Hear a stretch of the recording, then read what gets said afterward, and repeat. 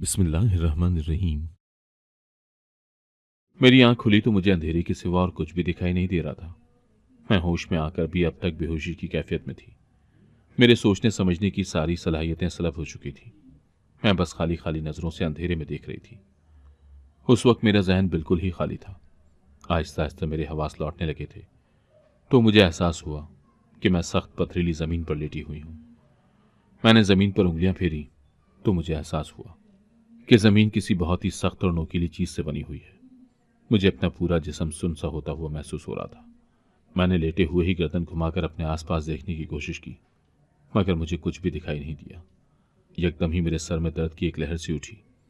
मेरी आंखों के सामने दोबारा से अंधेरा छाने लगा। मैं दोबारा से कब बेहोश हुई, मुझे कुछ खबर नहीं हो सकी। मैं काफी देर तक ऐसे ही बेहोश पड़ी रही। मुझे अपने इर्द गिर्द का कोई होश नहीं था। मुझे फिर से होश आया तो मैंने खुद को उसी जगह पर पाया, मगर इस बार वहां एक कोने से सूरज की रोशनी आ रही थी। मैंने गर्दन घुमाकर देखा तो दीवार में एक दरस सी बनी हुई थी जहां से सूरज की रोशनी झांक रही थी, मगर अभी भी मेरे हवास मुकम्मल तौर पर बेदार नहीं हुए थे। सूरज की रोशनी ने मेरे हवासों को कुछ तमानियत बख्शी थी। मेरे हवास अब बहाल होने लगे थे, मगर मेरा सर अब भी चकरा रहा था। मैंने उठकर बैठने की कोशिश की, मगर मैं अपनी इस कोशिश में बुरी तरह से नाकाम हो गई थी।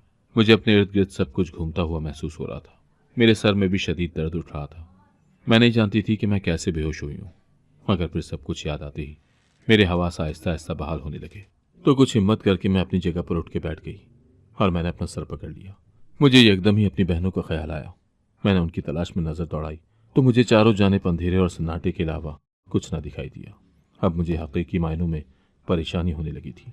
मैं तो सोच भी नहीं सकती थी कि मुझ पर यूं अचानक अवतार टूट पड़ेगी। अब जाकर तो मेरी जिंदगी में सब कुछ सही होने लगा था, और अब अचानक ये मुसीबत मेरे गले पड़ गई थी। बदहवासी में मैं उस जगह से उठी।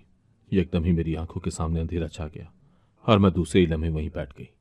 मुझ में उठने की बिल्कुल भी हिम्मत नहीं थी, न ही मैं हिम्मत कर पा रही थी। मुझे एकदम ही कदमों की आहट सुनाई दी। उन कदमों की आहट मेरी जानिब भी बढ़ रही थी। खौफ से मेरा दिल उछलकर हलक में आ गया था और मेरा पूरा जिस्म पसीने से शराबूर हो चुका था। मैं नहीं जानती थी कि मैं इस वक्त कहाँ हूँ, और न ही मैं कुछ भी उस वक्त सोच पा रही थी। उन कदमों की आहट मेरी जानिब बढ़ती ही जा रही थी और मैं खौफ से अपनी जगह सिमटती ही जा रही थी। मेरी आंखें उस अंधेरे में कुछ भी देखने के काबिल बिल्कुल नहीं थी। जिस हिस्से से सूरज की थोड़ी बहुत रोशनी आ रही थी, वो रोशनी भी इस काबिल नहीं थी कि मैं उस अंधेरे में कुछ देख सकूं कि कौन मेरी जानिब आ रहा है। बस मैं सांस रोके उन कदमों की आहट को महसूस कर रही थी। इसी असना में किसी ने दरवाज़ा खोला और अंदर दाखिल हुआ। मैं अब भी उस आने वाले इंसान को नहीं देख पा रही थी। एक तो इस कदर अंधेरा था, ऊपर से सर में इतना शदीद दर्द था कि मुझे उस वक्त कुछ भी सुझाई नहीं दे रहा था। बस मेरे दिल में डर अपनी जगह बनाता ही जा रहा था। आने वाले शख्स ने दरवाज़ा बंद किया और सामने रखी कुर्सी पर बैठ गया। मैं सिर्फ उसका हेवला ही महसूस कर सकती थी। इससे पहले मुझे इल्म भी नहीं था कि यहाँ कोई कुर्सी भी मौजूद है। मैं समझ चुकी थी कि मैं किसी बहुत बड़ी मुसीबत में फंस चुकी हूँ और उससे निकलने का मेरे पास कोई भी हल नहीं है। एकदम ही मेरी आंखों से आंसू बहना शुरू हो चुके थे, क्योंकि मैं समझ गई थी कि मेरे मुकद्दर में बर्बादी लिखी जा चुकी है। मैं यहाँ से तो कहीं भी भाग नहीं सकती थी, क्योंकि यहाँ से भागने का एक वाहिद दरवाज़ा वही था जहाँ से वो शख्स अंदर दाखिल हुआ था। मगर अब वही उस दरवाजे के पास बैठा था। वो मेरी जानिब ही देख रहा था, क्योंकि मेरी जानिब थोड़ी बहुत रोशनी थी, मगर वो मुकम्मल अंधेरे में बैठा हुआ था और उस अंधेरे का हिस्सा ही मालूम हो रहा था। मेरी आंखों से आंसू टूट टूट कर गिरने लगे थे। आवाज़ जैसे मेरे हलक में कहीं फंस के रह गई थी। मैंने उस वक्त शिद्दत से दुआ की थी कि मेरे साथ कुछ भी गलत होने से पहले मुझे मौत आ जाए, मगर मौत भी इतनी जल्दी किस पर मेहरबान होती है। मैं अब सहमी हुई नजरों से उसकी जानिब देख रही थी। वो अपनी जगह से उठकर मेरी जानिब ही बढ़ रहा था और मैं अपनी जगह से आहिस्ता आहिस्ता पीछे की जानिब खिसकती जा रही थी। मैंने डर के मारे अपनी आंखें बंद कर ली थी, क्योंकि मैं खुद को बर्बाद होते हरगिज़ भी नहीं देख सकती थी। मुझे उस वक्त अपने माँ बाप शिद्दत से याद आए थे, मगर मैं यहाँ से भाग नहीं सकती थी, क्योंकि ये जो भी लोग थे, मैं इनके चुंगल में पूरी तरह से फंस चुकी थी। मेरे घर के हालात दिन ब दिन खराब से खराब तर ही होते जा रहे थे। जब तक अब्बू जिंदा थे, हमें किसी भी काम के लिए परेशान होने की ज़रूरत नहीं पड़ती थी, मगर अचानक ही अब्बू के इंतकाल के बाद सारी जमा पूंजी खत्म हो चुकी थी। हमारा कोई भी भाई नहीं था जो अब्बू के जाने के बाद हमारा सहारा बनता। मेरे अब्बू इंतहाई सेहतमंद इंसान थे। वो अपनी सेहत का बहुत ख्याल रखते थे। कोई भी उन्हें देखकर नहीं पहचान सकता था कि वो यूं अचानक ही ये दुनिया छोड़कर चले जाएंगे। मगर किस्मत में जो लिखा होता है वो ही होकर रहता है, और हमारी किस्मत में भी यही लिखा था कि हमारे अब्बू हमें इस जालिम दुनिया में छोड़कर चले जाए। और उनके पीछे हम इस दुनिया का मुकाबला करने के लिए तन्हा ही रह जाएंगे। हमारा कोई भाई नहीं था। मेरी अम्मी अब्बू को बहुत आस थी कि उनका भी कोई बेटा होता, मगर किस्मत को यह मंजूर नहीं था। जिंदगी के हर कदम पर हमें एहसास होता था कि हमारा कोई भाई नहीं है, मगर अब तो अब्बू के जाने के बाद यह एहसास रोज बरोज जोर पकड़ता ही जा रहा था। मामूलात जिंदगी चलाने के लिए घर में किसी आदमी का होना जरूरी था, मगर हमारे घर में अब कोई भी आदमी नहीं था। ऊपर से अम्मी के सर पर हम तीनों बहनों का बोझ भी था, जिन्हें अब उन्हें अकेले ढोना था। जब तक अब्बू जिंदा थे, उनकी शदीद ख्वाहिश थी कि उनकी आंखों के सामने ही हमारी शादी हो जाए, मगर मौत ने उन्हें इतनी मोहलत न दी कि वो अपनी आंखों से अपनी बेटियों को अपने घरों का होता हुआ देख सके। अब्बू के जाने के बाद घर के हालात खराब हुए तो मैंने मेहनत करने की कोशिश की और घर से नौकरी ढूंढने के लिए निकल खड़ी हुई, मगर नौकरी ढूंढना इस कदर मुश्किल साबित होगा ये मैंने कभी सोचा भी नहीं था। जिस वक्त अब्बू का इंतकाल हुआ था उस वक्त मेरी उम्र महज 19 बरस थी और मैं हाल ही में इंटर करके फारिग हुई थी। मेरी तालीम बेहद मामूली और वाजिबी सी थी। हम लोग जिस मुल्क में रहते हैं वहाँ तो आला तालीम याफ्ता को नौकरी नहीं मिलती, तो मुझ जैसी मामूली सी इंटर पास लड़की को कौन नौकरी देता। काफ़ी अरसे तक मैं नौकरी की तलाश में मारी मारी फिरती रही, मगर कोई भी मुझे नौकरी नहीं देता था, और अगर कहीं मुझे इत्तेफाक से नौकरी मिल भी रही थी तो वो लोग पैसे इतने कम देते थे कि उसमें हमारा गुजारा होना मुमकिन नहीं था। वो लोग इतने पैसे दे रहे थे कि बस का किराया निकल सके, इसके अलावा और कहीं भी मुझे नौकरी नहीं मिल रही थी। अब तो आहिस्ता आहिस्ता घर में जमा पैसे भी ख़त्म होने लगे थे, क्योंकि बैठ कर खाएं तो कानून का ख़जाना भी ख़त्म हो जाता है। ये तो फिर चंद हज़ार रुपये थे। हमारा घर भी किराए का था, जिसका किराया भी अम्मी ने हर महीने देना होता था, इसीलिए ज़्यादातर पैसे हमारे किराए की नज़र हो गए थे। अब जो कुछ पैसे बचे थे उसमें हमारी दाल रोटी चल रही थी। मैं बहुत अच्छी तरह से जानती थी कि अगर मुझे कुछ अरसा और तक नौकरी नहीं मिली तो शायद हमें फाके करने की नौबत आ जाएगी। अम्मी ने तो 2 महीने से घर का किराया भी नहीं दिया था, क्योंकि अगर वो घर का किराया अदा कर देती तो हमें खाने के लाले पड़ जाते। इसीलिए अम्मी ने मालिक मकान से वक्त ले लिया था और उन्हें यकीन दहानी करवा दी थी कि जैसे ही मुझे नौकरी मिलेगी हम उनका सारा किराया अदा कर देंगे। हमारे मालिक मकान अब्बू को काफ़ी अरसे से जानते थे, क्योंकि हम कई सालों से उसी घर में रह रहे थे। जब भी उन्होंने अभी तक हमसे ये मकान खाली नहीं करवाया था, वरना उनकी जगह कोई और होता तो अब तक हमारे सर से छत भी छीन ली गई होती। इस बात पर भी हम अपने मालिक मकान के बेहद मशकूर थे। हमें किसी भी चीज़ के लिए परेशान होने की ज़रूरत नहीं पड़ी थी। हमारी सारी ख्वाहिशें हमारे कहने से पहले ही पूरी कर दी जाती थी। भले ही हमारे माँ बाप को यह कलक था कि उनका बेटा नहीं है, मगर उन्होंने हमें मोहब्बत देने में कोई भी कसर नहीं छोड़ी थी। अब्बू हम तीनों बहनों को पढ़ा लिखा कर आला मकाम पर देखना चाहते थे, और उनकी शदीद ख्वाहिश थी कि हम अपनी अपनी ज़िंदगी में किसी मकाम पर पहुंच सकें। मगर अब्बू की अचानक वफ़ात ने उनका यह ख्वाब पूरा नहीं होने दिया, क्योंकि अब्बू के बाद हमें पढ़ाने लिखाने वाला कोई नहीं रहा था। क्योंकि यहाँ तो हमें फाके करने की नौबत आ चुकी थी, तो हम लोग पढ़ाई पर कैसे पैसे ज़ाया कर सकते थे। और अब भी यही था कि अब हमारे पास इतने पैसे नहीं थे कि हम लोग आगे पढ़ सकें। इसीलिए मैंने इंटर के बाद अपनी पढ़ाई को अलविदा कर दिया था, क्योंकि या तो मैं पढ़ाई कर सकती थी या फिर अपने घर को चलाने के लिए नौकरी की तलाश कर सकती थी। मैंने घर की गाड़ी चलाने के लिए नौकरी की तलाश करना ज़्यादा मुनासिब समझा था, क्योंकि अब्बू के जाने के बाद अब मुझे ही घर को संभालना था। अम्मी ने घर में ही सिलाई मशीन निकाल ली थी और मोहल्ले वालों के कपड़े सीने लगी थी, मगर उसमें भी इतनी कमाई नहीं हो पाती थी कि अम्मी घर का किराया ही अदा कर सके। अब तो किराया अदा किए हमें 2 महीने हो चुके थे और हमें डर था कि कहीं मालिक मकान हमसे घर खाली न करवा ले। अगर ऐसा हो जाता तो हमारे पास इस दुनिया में इस घर के सिवा और कोई भी ठिकाना नहीं था। एक रात में बहुत ज़्यादा परेशान बैठी हुई थी, क्योंकि अब 2 महीनों से ऊपर का वक्त हो चुका था और अब तक कहीं से भी किराया अदा करने का बंदोबस्त नहीं हुआ था। अब तो मालिक मकान ने भी किराए का तकाजा करना शुरू कर दिया था। हमारे पास सारे पैसे भी खत्म होने लगे थे। हर जानिब अंधेरा ही दिखाई दे रहा था, कहीं से कोई भी रोशनी की किरण नजर नहीं आ रही थी। मैं उस रात इंतहाई परेशान बैठी थी और सोच रही थी कि आने वाला वक्त हमारे लिए जाने कितनी मुसीबतें लेकर आ रहा था। इतने में मुझे अपने मोबाइल पर एक मैसेज मिला।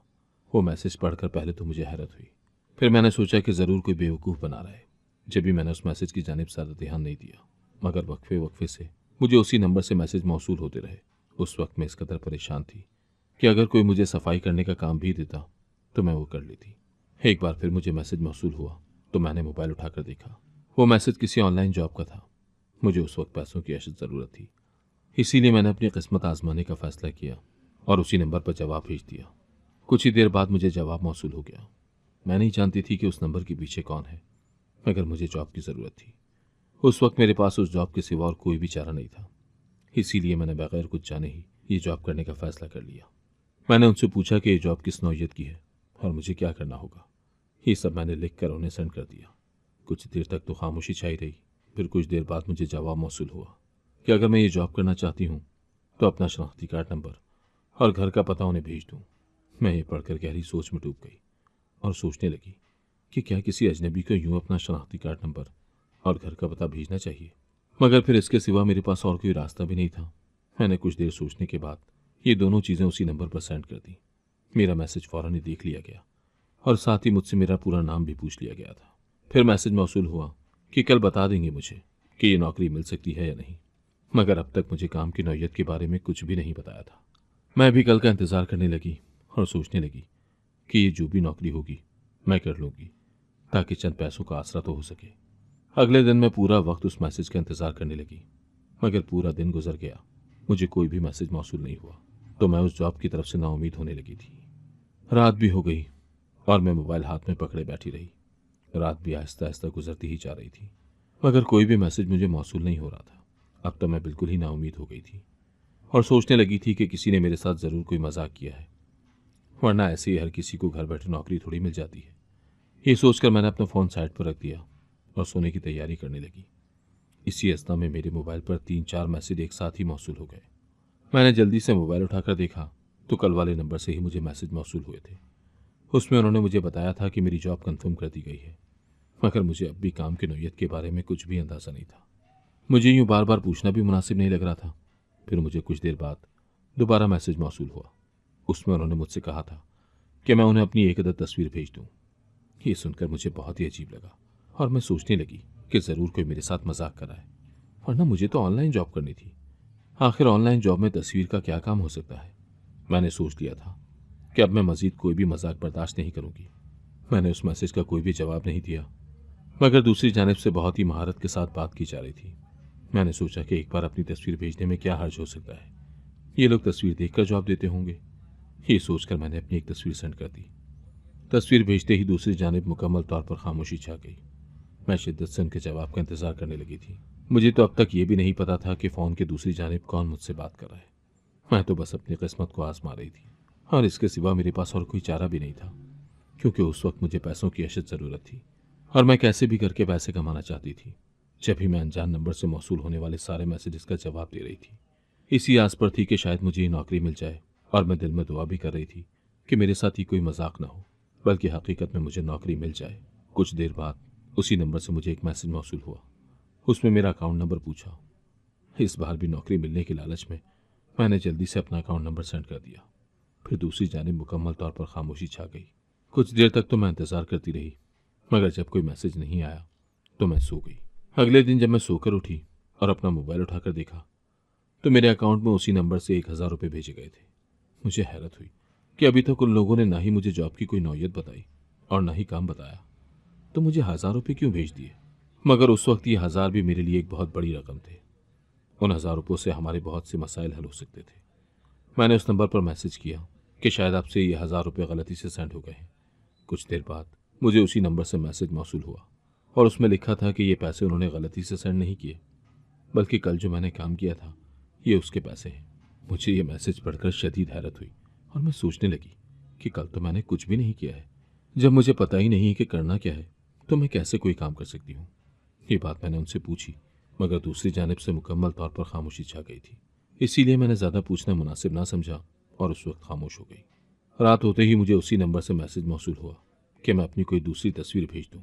मुझे हैरत हुई कि ये लोग रोज़ ही मेरी तस्वीर क्यों ले रहे हैं, मगर बहरहाल मैंने उन्हें अपनी एक और तस्वीर भेज दी। अगले दिन फिर से मेरे अकाउंट में 1000 रुपये आ गए थे। अब तो मैं बेइंतहा खुश हुई, क्योंकि अब मेरे पास पूरे 2000 रुपये हो गए थे।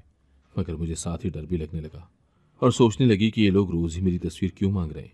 मगर अपने अकाउंट में पैसे देखकर मैंने अपने इस डर को सुला दिया।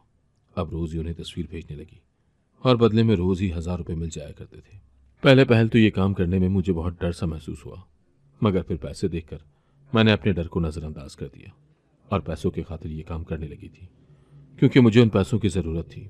अगर ऐसे ही मुझे रोज़ ही 1000 रुपये मिलते तो हमारी बहुत सी परेशानियां इन पैसों से दूर हो सकती थी, क्योंकि कोई भी मुझे नौकरी देने पर तैयार नहीं था। अब घर बैठे नौकरी मिल रही थी और इस नौकरी के बदले मुझे हर रोज़ 1000 रुपये भी मिल रहे थे, तो मैं ये मौका किसी सूरत नहीं छोड़ सकती थी। इसीलिए कुछ भी सोचे समझे बिना अब मैं रोज ही अपनी एक तस्वीर उस नंबर पर सेंड कर देती थी और बदले में मुझे 1,000 रुपये मिल जाया करते थे। मुझे ये काम करते हुए 1 महीना हो गया था। अब मेरे पास इतने पैसे थे कि हम अपना किराया बआसानी अदा कर सकते थे। मैंने अपनी बहनों को भी इस काम पर लगा दिया, क्योंकि इस तरह हमारे पास और भी पैसे आ सकते थे। यूँ अब हम तीनों बहनें यही काम करने लगी थी। हम तीनों ही रोज उस नंबर पर अपनी तस्वीरें भेज दिया करती थी और बदले में कुछ देर बाद हमें पैसे मिल जाया करते थे। अब उन पैसों से हमारे घर के हालात बदलने लगे थे। घर का सारा किराया भी बआसानी अदा होने लगा था।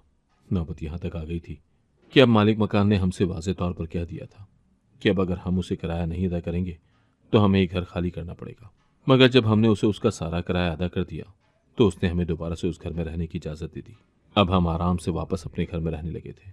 मैं रोज़ ही उसी नंबर पर अपनी तस्वीर भेज दिया करती थी। यूँ अब मैं और मेरी बहनें रोज़ के बहुत से पैसे कमाने लगी थी। देखते ही देखते हमारे घर के हालात भी बदलने लगे थे। पहले जो हमें फाकों की नौबत आने लगी थी, अब वो बिल्कुल ही बदल चुकी थी। अब हम लोग भी अच्छा खाने पीने लगे थे, जैसा अब्बू की ज़िंदगी में खाते थे। अब हमें खाना खाते हुए इस बात की फिक्र नहीं होती थी कि अगले वक्त हम क्या खाएंगे। सभी लोग हैरान थे कि हमारे घर के हालात एकदम कैसे बदल गए, क्योंकि हम लोग नौकरी करने भी कहीं बाहर नहीं जाते थे। मगर हम लोग ये बात किसी को नहीं बताते थे। वक्त के साथ साथ हम लोग अमीर ही होते जा रहे थे और हमारे घर के हालात बेहतर ही होते जा रहे थे। अब हमें किसी भी चीज़ के लिए परेशान होने की बिल्कुल भी ज़रूरत नहीं पड़ती थी। अब हम लोग बाहर खाना खाने भी जाया करते थे और मुख्तलिफ जगहों पर घूमने भी जाते थे। फर्ज के हमारे घर के हालात मुकम्मल तौर पर बदल गए थे। मैं अक्सर सोचा करती थी कि कहाँ हम लोगों की फाकों की नौबत तक आ गई थी और अब क्या हमारे घर के हालात बैठे बिठा ही बदल गए थे। पहले अम्मी अब्बू को याद करके हर वक्त बीमार रहती थी, क्योंकि हमारे पास इतने पैसे नहीं होते थे कि उनकी दवाई पर खर्च कर सके। मगर अब उनकी सेहत भी बेहतर होती जा रही थी। पहले जब अम्मी की दवाई के पैसे नहीं होते थे तो हम लोग बहुत परेशान रहते थे, मगर अब अम्मी की सेहत भी बहुत अच्छी हो चुकी थी और अम्मी बीमार भी नहीं रहती थी। अब हमारे पास बहुत ज़्यादा पैसे हो गए थे। मेरी बहनें जिद करने लगी थी कि उन्हें कहीं घूमने फिरने बाहर जाना है, क्योंकि जिन लोगों के साथ हम लोग काम कर रहे थे उन्होंने ही हमसे कहा था कि हम कहाँ घूमने जाना चाहते हैं।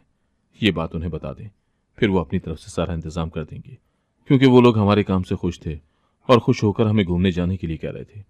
साथ ही हमें मशवरा भी दिया कि हम लोग दुबई घूमने चले जाएं। आखिरकार हम सभी लोग इस बात पर राज़ी हुए कि हम लोग घूमने के लिए दुबई जाएंगे। मगर अम्मी दुबई जाने के लिए राज़ी नहीं थी, बल्कि उनका कहना था कि अपने ही मुल्क में घूमा जाए। मगर मेरी दोनों छोटी बहनों को दुबई देखने का बहुत शौक था, इसीलिए आज उनकी जिद के सामने हथियार डालते हुए अम्मी दुबई जाने पर राज़ी हो गई। मगर वो पूरे रास्ते यही कहती रही कि दुबई जाने से उनका दिल बहुत ही ज़्यादा घबरा रहा है, और मैं उन्हें तसल्लियाँ देती रही कि हम लोग पहली बार अपने घर से दूर जा रहे हैं, जब भी उन्हें ऐसा महसूस हो रहा है। दुबई पहुंचकर हम लोग बेहद खुश थे। यहाँ हम लोग बस 10 दिन के लिए ही घूमने आए थे।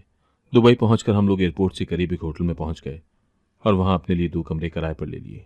उन 2 कमरों को किराया भी बहुत ज़्यादा था, मगर अब तो हमारे पास अच्छे खासे पैसे थे, तो हमें पैसों के लिए परेशान होने की बिल्कुल भी ज़रूरत नहीं थी। जिस होटल में हम लोग ठहरे थे वहाँ के लोग हमें अजीब सी नज़रों से देख रहे थे। ये बात ना सिर्फ मैंने नोट की थी, बल्कि मेरी दोनों छोटी बहनों ने भी ये बात नोट की थी। मेरी बहन ने मेरे कान में सरगोशी की कि ये लोग हमें ऐसी नज़रों से क्यों देख रहे हैं, मगर मैंने उसे खामोश करवा दिया, क्योंकि मुझे खुद भी इस मामले का कोई इल्म नहीं था। बहरहाल हम लोग अपने कमरों में आ गए। सफ़र की बहुत ज़्यादा थकान थी, इसीलिए सब खाना खाकर सोने के लिए लेट गए, क्योंकि एयरपोर्ट पर हमें दुबई जाने वाली फ़्लाइट का बहुत ज़्यादा इंतज़ार करना पड़ा था। इसी वजह से हमें बहुत थकन महसूस हो रही थी। हम लोग रात के वक्त दुबई पहुंचे थे, इसलिए भी मज़ीद थकन हो गई थी। अपने अपने बिस्तर पर लेटते ही सब लोग सो गए थे। अभी हमें सोए कुछ ही देर गुजरी थी कि हमारे कमरे का दरवाज़ा ज़ोर ज़ोर से बजाया जाने लगा। हम सभी लोग घबरा कर उठ गए, क्योंकि हम जिन 2 कमरों में ठहरे थे ये दोनों कमरे एक साथ ही बने हुए थे और इन दोनों कमरों का दरवाज़ा एक ही था। हमने आगे बढ़कर दरवाज़ा खोला तो होटल मैनेजर के साथ कुछ लोग कमरों में दाखिल हुए और हमें ज़बरदस्ती कमरे से बाहर ले आए। हम उनसे मुसलसल पूछ रही थी कि हम लोगों को कहाँ लेकर जा रहे हैं, मगर वो लोग कोई जवाब नहीं दे रहे थे। वो लोग अब हमें अंडरग्राउंड लेकर जा रहे थे। उन लोगों ने मेरी अम्मी को वहीं होटल में ही छोड़ दिया था और हम तीनों को ही ले जा रहे थे। जैसे ही हम लोग अंडरग्राउंड पहुंचे तो मेरी टांगें कांपने लगी, क्योंकि सामने ही 3 छोटे छोटे कमरे बने थे जहां हम तीनों को ज़बरदस्ती अलग अलग बंद कर दिया गया था। मैं चीखना चिल्लाने लगी, मगर किसी ने पीछे से मेरे सर पर कोई भारी चीज़ मारी, जिससे मैं फौरन बेहोश हो गई। मगर जब मुझे होश आया तो मैंने अपने सामने किसी हेवले को बैठा पाया था। अब वो मेरी जानिब बढ़ रहा था।